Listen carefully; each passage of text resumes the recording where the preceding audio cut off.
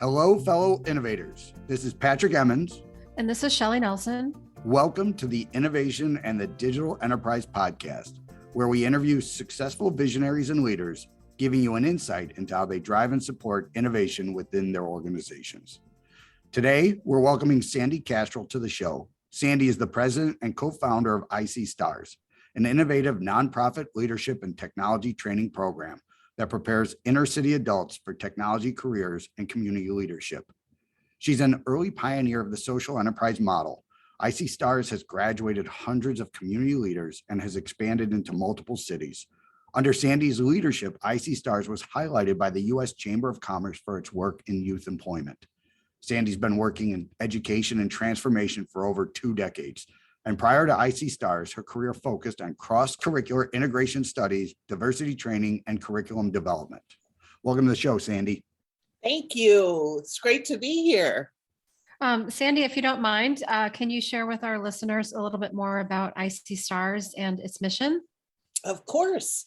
So we are a technology leadership and business training organization for underserved and underrepresented young adults. And in a nutshell, we find talent, we train talent, and put talent to work in IT careers. But I think what makes i.c.stars very special and kind of gives us our staying power for over 20 years is this notion that we teach systems thinking. Like at the root of everything is, systems thinking, looking at things from a systems level. And we figured out early on that if we were going to develop people to be programmers and IT folks, what we're doing is embedding our learning in the process and methodology that is inherent in doing technology work. In other words, at the end of the day, technology is about solving problems and building solutions. And so the big idea was, what if we did that and we developed community leaders who are solving problems and building solutions that our communities face every day? And lo and behold, what we realized was that by teaching both technology and community leadership, the competencies and skills in both were stronger, were deeply rooted in understanding things from a systems level. And just some bragging metrics I can't resist. Please. So we have a 90% placement rate for our graduates. Wow. The average earning increase is over 300%. And 99% of our alums are volunteering in their communities. And over 60 businesses have been started in our alumni group. Wow. That's amazing. And what's so cool about that is that not only are they starting businesses and creating jobs, but then they're hiring from the community. And so we are continuing to reverse the cycle of this vicious cycle where there aren't opportunities for folks in our communities to be a part of the economic mainstream. And then the last really cool bragging metric is we have over 70 homeowners in our alumni association. And so if you think about that for a second, that's like, Totally. Folks who are receiving public assistance are now buying homes and buying homes in the communities that we came from. Yeah. Even if that means they're commuting, 2 hours to go and work at Allstate, they are investing back in the community. And we said, what if we determine success, not by getting out of the hood, but by investing back in? How would that change our community if we were, the civic leaders, the business leaders, and the service leaders who were working together to transform our communities versus to leave them? That's amazing. And Yeah, you should it's be amazing. very proud of those statistics. And I've seen it firsthand, the transformative power of what you're doing on the individual level, right? So you think about that, you mentioned, reversing the trend in the macro, that's obviously, an important thing, but in the micro, it is from a family standpoint, altering generationally, right? Like, Yeah. you like, think about that earning power coupled by 2 generations, right? Yeah. Where it's like, it's amazing. And what's really cool is, like, as a technologist, and as a guy who owns a company, we're looking to find people to hire, right? And like, one of the things that I've recognized is people who like to do what we do, they're everywhere and they're nowhere, right? Like there isn't like one, you can't say, oh, I'm going to get everything from college, right? I'm going to get college graduates and they're perfectly suited and this is a great fit for this organization. That's not true, right? So, and it's not true to get it from like the code camps or from a non-traditional, somebody who picked up IT coming out of college, right? Somebody with a college degree. It really is. It's very much, I think about the movie Ratatouille where they say like, everybody can cook, right? And it's true. I think it's very similar. Like, look, to be passionate about this type of problem solving where you like that the puzzles, that how to use system thinking to take a big problem, break into a bunch of small problems, defeat small problems, right? Like exactly. Some people like there's just it's interlaced into every community, and it's such a critical component of like, especially I think for the city to have as many pools of talent being developed for what I think is going to be maybe the thing that saves Chicago, right? Yeah. From like, the buildings, the businesses, downtown, what's happening post-COVID.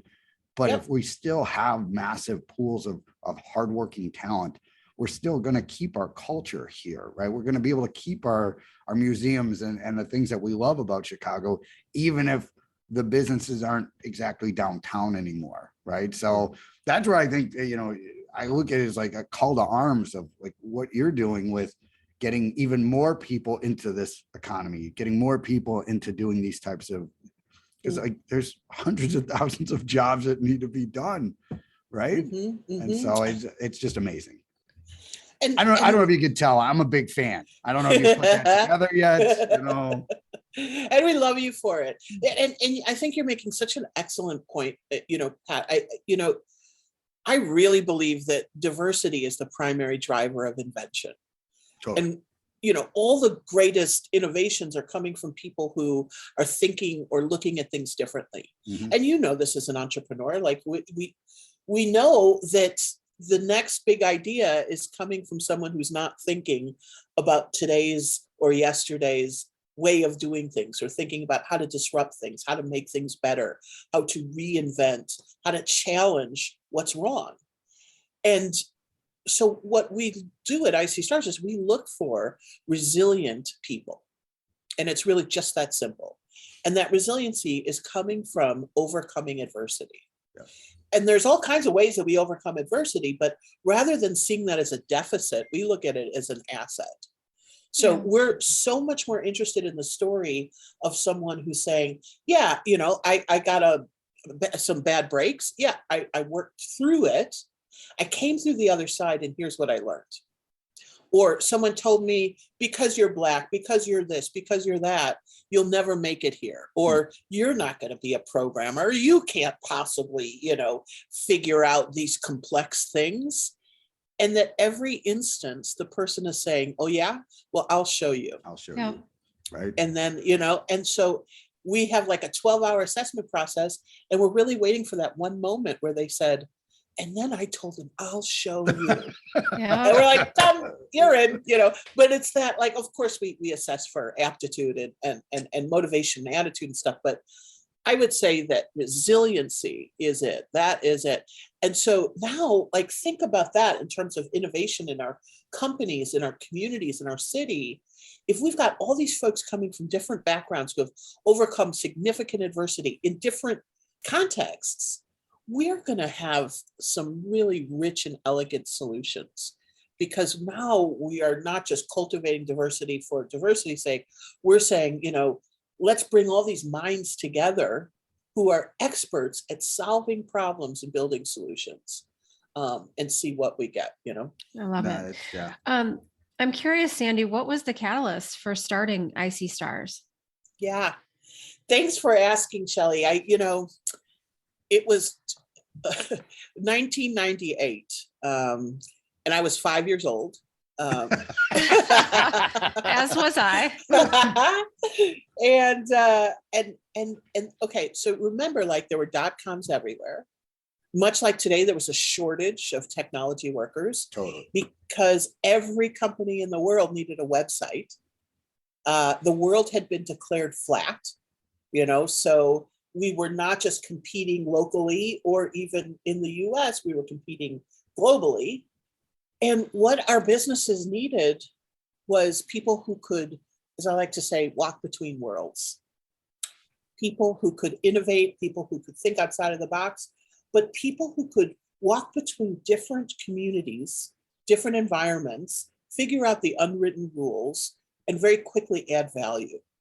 Because kind of like the white middle class way of doing business was about to get changed, right? Like, and this is a real thing. Like, we went from a small amount of people sort of controlling and managing all of the infrastructure and decisions and choices that are made, and frankly, the innovation, to then the next 20 years being about putting innovation, pushing it out to the user.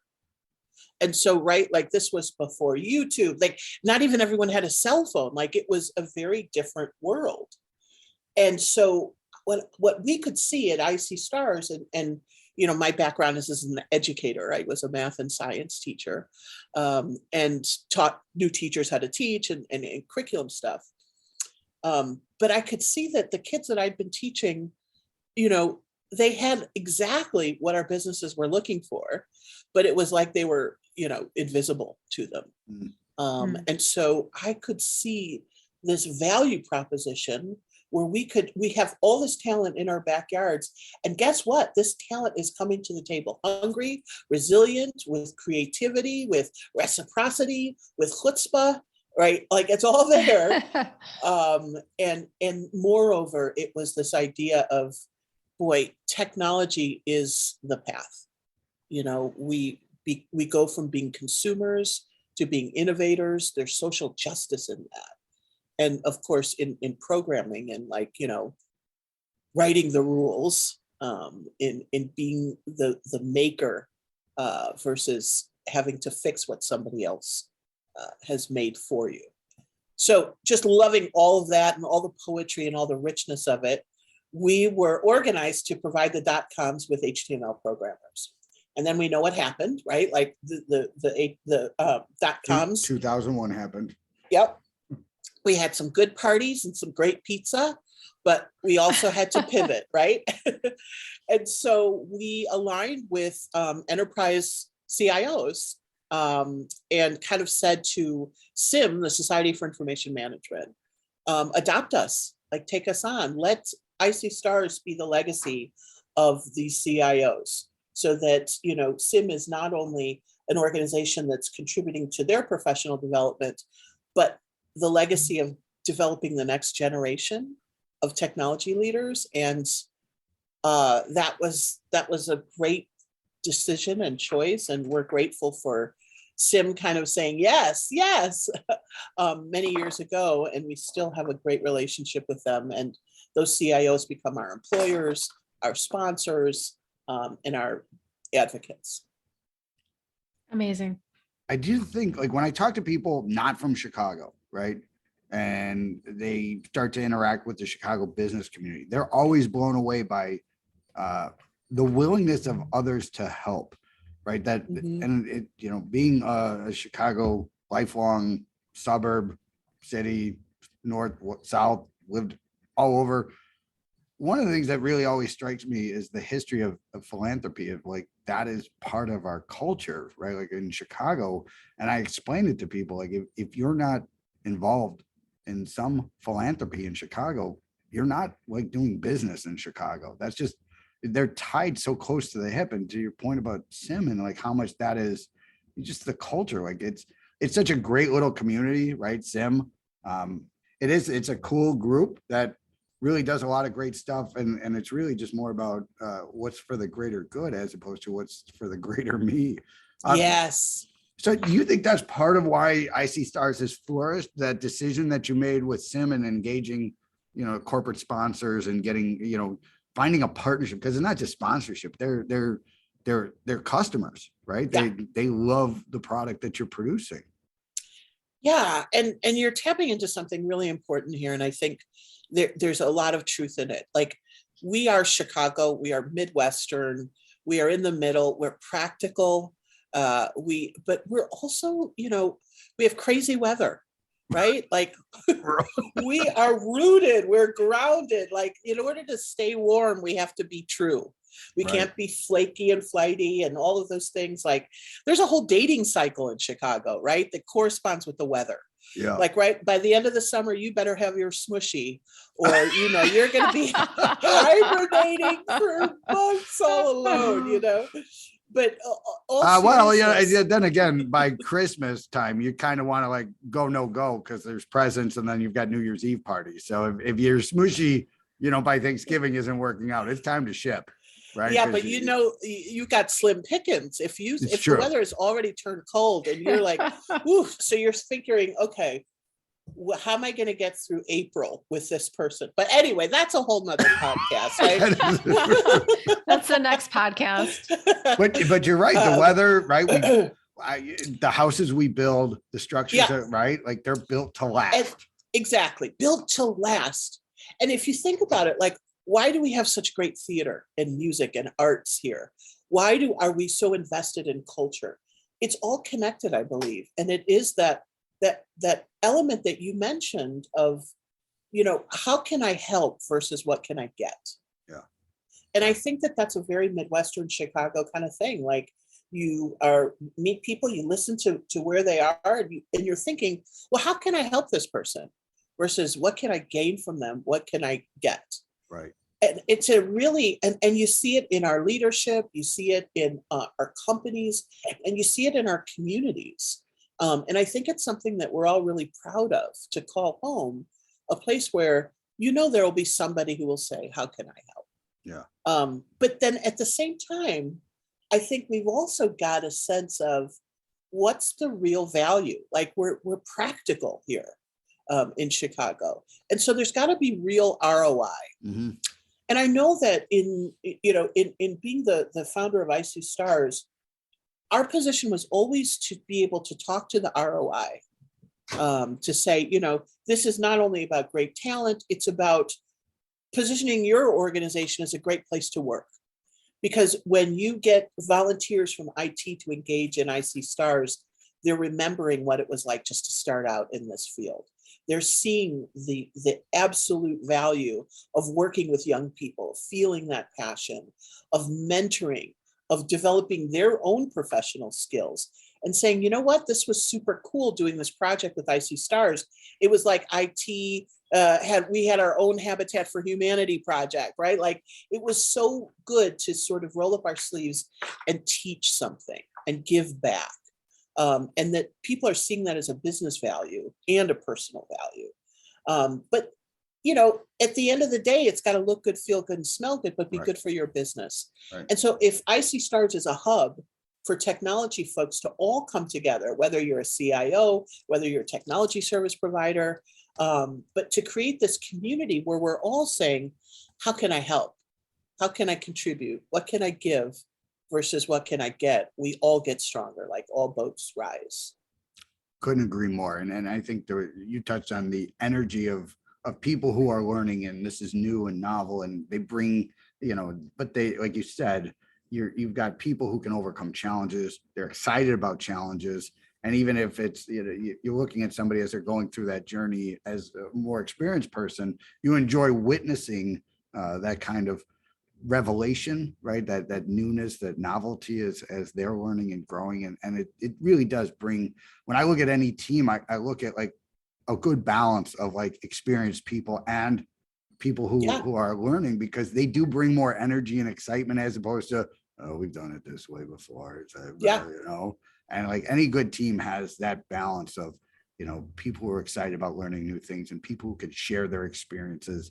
And I've seen that, one of your alumni is somebody I've gotten to know pretty well. And, I think he is quintessential, exactly what i.c.stars is about. Ernest is, he was a leader already in what he was doing, right? So he had already demonstrated his capabilities as leaders, and what he was doing, previously to i.c.stars, taking that raw material, that natural leadership component capability, and then setting that into this new economy where he's able to create significantly more value for the organizations that he's working for his family, for his community, right? It's such a multiplier, right? And Mhm. I ran into him.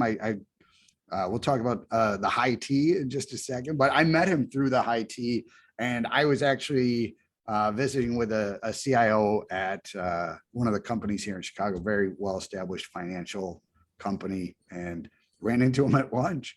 He was in the cafeteria and we sat down and chatted, and just wonderful person, awesome, excited about opportunities, very curious, right? Just very curious about what he can be doing to even further, right? He's not taking the chips off the table. He's ready to go even more all in. And that's exciting for me, right? To see that type of environment where this person's life has been impacted in such a massive way. But I would like to talk about the high tea concept if you're okay with that now. Of course, of course. And I think, Ernest is such a great example, like you say, of an alum of i.c.stars who is taking and weaving all of the business, the leadership, and the technology skills and competencies and behaviors together to say, okay, where can I take this magic carpet? Where do I go next? How do I continue to add value? And how do I change perceptions? And so, bringing it to high tea is something that we do every day at i.c.stars at 4:00. Everything stops. And we have a different business leader come to the table, share their career story, their journey with our interns, our students. And it's an hour that is just so rich and full. But what's kind of under that is this notion of changing perceptions. So the thing about being a minority is that we are coming into a situation where everybody already has a perception about who we are.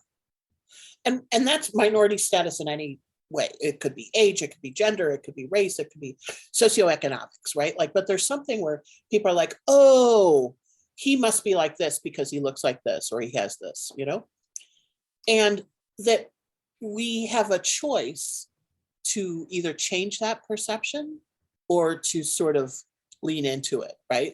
Well, that if you think I'm, kind of violent and aggressive, then that's what I'm going to be, right? And that one of the core teachings at i.c.stars is how do we change perceptions about what it means to be a young person, to be a person of color, starting a career in technology, a person who may not have a college degree, all of those things that kind of, again, are stacked up to build this persona. And so every day at high tea, our job on the other side of the table is to change perceptions. And so it's an orchestrated thing where not only are we pouring into each other, and there's a rule that nobody speaks about themselves. You always introduce the person next to you. And that 10 minutes before tea, you could have been ready to kill that person, right? Because you're so bad, going through this conflict, you're spending 12 hours a day working on building a technology solution. And this is the only pause for people to come together, have a nice cup of tea, and imagine a future. But any executive can come and have tea and say, all right, these are the 10 things that every leader should know, and blah, blah, blah. But after we go around and serve each other tea and introduce the person next to you and practice reciprocity, see what I did there? Reciprocity. After that, the teapot is then given to the tea speaker. And suddenly they're like, wow, the 10 top leadership things that I was going to say don't seem as relevant.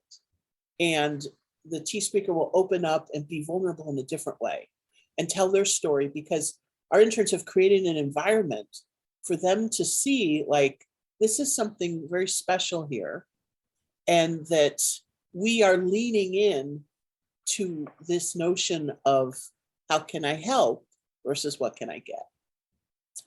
And so the conversation is a little more equal, is a little more challenging, is a little more reflective. Because at the end of the day, I believe that we all want to be seen and seen for who we are. And maybe a little bit of what we do, but really who are we as individuals? How are we connecting? What does it truly mean to be a leader? If leadership is making opportunities for others, how is this moment amplifying or highlighting or inspiring someone else? And so when we talk about teaching transformation, the ultimate test of that is whether we can then transform someone else or a situation. So T is about transformation. And so if you're driving back to the suburbs after T thinking like, what is my legacy, right? Like what am I afraid of? Then, we've done our job. And that's kind of the magic of bringing diversity together, is when we acknowledge how we're learning from folks who may have a different perspective. So I invite everybody who's listening to come and sign up for High Tea. I promise you, it'll be an hour that you won't forget. These days we're virtual too, so there's no excuse. But please do sign up. I promise it'll be fun. I can validate that. I've done it 3 or 4 times at this point. You will meet some really amazing people, and they will blow your mind. And the impact from what I've heard on the other side is they appreciate it as much as you're going to appreciate it. So if you want to have impact in this world, you don't have to go move mountains. Sometimes you just got to jump on a Zoom call, right? Yes. So, to take the opportunity, because it's an amazing organization. I really encourage everybody to participate. I know a lot of people are going to be like, oh, what have I done? We've all done stuff, right? And like you said, being seen, right? Knowing other people care, that's a really huge part of like saying, hey, I'm not locked out of the city. These communities. I have access. I have a passport to participate, right? Yeah. Like, and that's a big part of like, I think of like seeing what's possible, right? Like this isn't a million miles away. This is, like you said, it's down the street, right? Yeah. So let's get everybody connected and connect these great networks, create these great neighborhoods. I think it's a fantastic opportunity for everybody. So I do want to touch real quickly on, because I'm familiar with how the cycles work, but I'd like you to share, like, because it's an amazingly rigorous.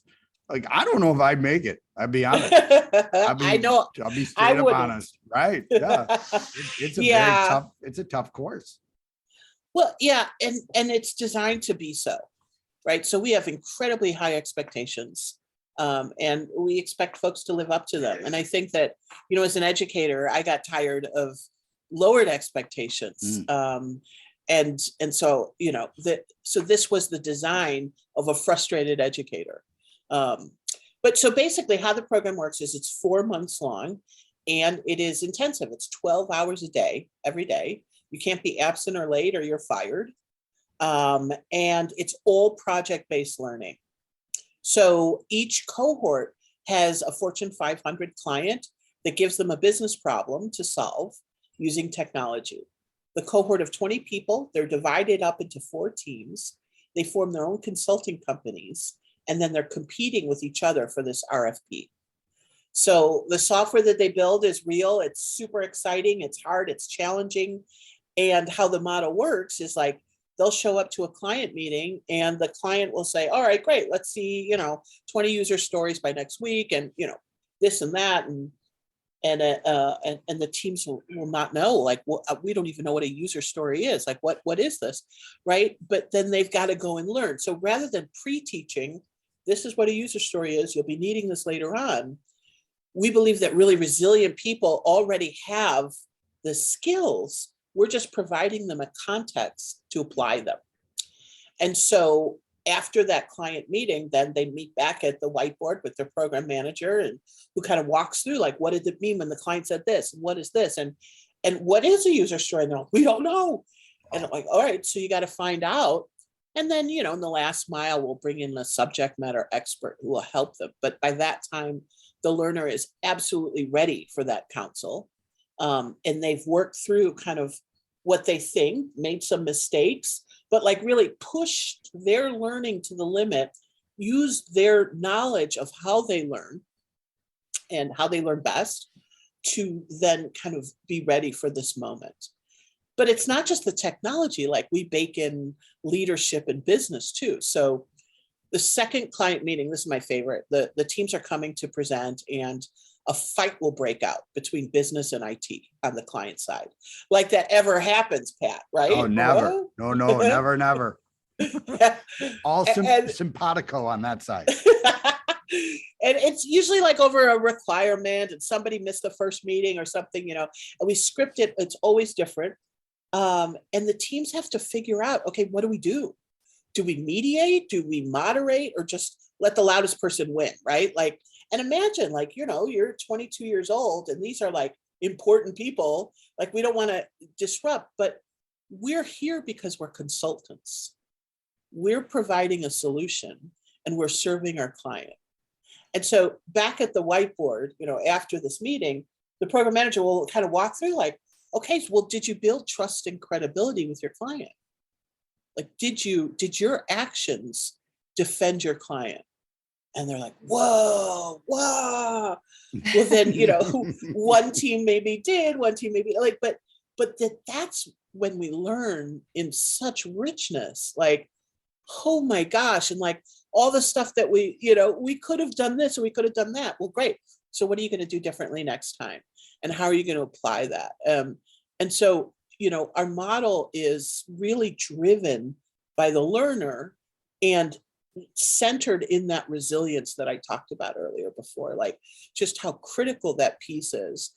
And it's really how we're able to cram in 1,000 hours of learning in 4 months. Correct. And a terrific transformation from like, I know a little bit of technology to like, bam, I am, a front-end developer. I'm a full stack developer. I'm a QA, I'm a BA, and I'm on this path to learn quickly, efficiently, and make opportunities for others. It's amazing. The concept of, learning while in action, right? Like the idea of like sitting at a desk and reading a book, which is like my nightmare, right? Like I love the model. I really do. I think like you embrace the conflict of action, right? Like let's go get active. Let's go be active learners here, get our hands on it, take some hits, keep moving, right? And it's all consistent with the people that you're trying to nurture through this program, create the opportunities, teach and reinforce the resiliency. Because I think you mentioned it before, there's a lot of people around you saying, oh, you can't do this. Why do you think you're going to be able to, right? And it's going to be some of that, like, that's what you hearken back to later on. I know I did as an entrepreneur, like, hey, I didn't think I'd be able to get a CS degree, right? Yeah. How do you do it? Just pick them up, put them down, just keep showing up, right? Like you don't have to win wars. There's no big battle. You just got to not quit, right? Like that's it. And so it's amazing. I obviously, I think you're doing a tremendous job, and just anything we can do to help, and that's why we want to have you on the podcast. Want to make sure that everybody in our audience has the opportunity to reach out, connect, and be part of this amazing mission that you're on. So I wanted to thank you for taking the time today. I know we could probably talk forever, and I love participating in your events. For our audience, please check it out, get involved. It's a great organization. They're doing an amazing job. God bless you, Sandee. Thank you so much for being on the show with us today. Thank you. Thanks, guys. You're the best. And I really appreciate having this platform to tell people about i.c.stars. If you're looking for talent, come find us. If you're looking to be a part of the larger IT community, come find us. And if you're looking to plug in for something meaningful, find us too. Fantastic. That's awesome. We also wanted to thank you, our listeners. We really appreciate everyone taking the time to join us. And if you'd like to receive new episodes as they're published, you can subscribe by visiting our website at dragonspears.com/podcast, or find us on iTunes, Spotify, or wherever you get your podcasts. This episode was sponsored by Dragon Spears and produced by Dante32.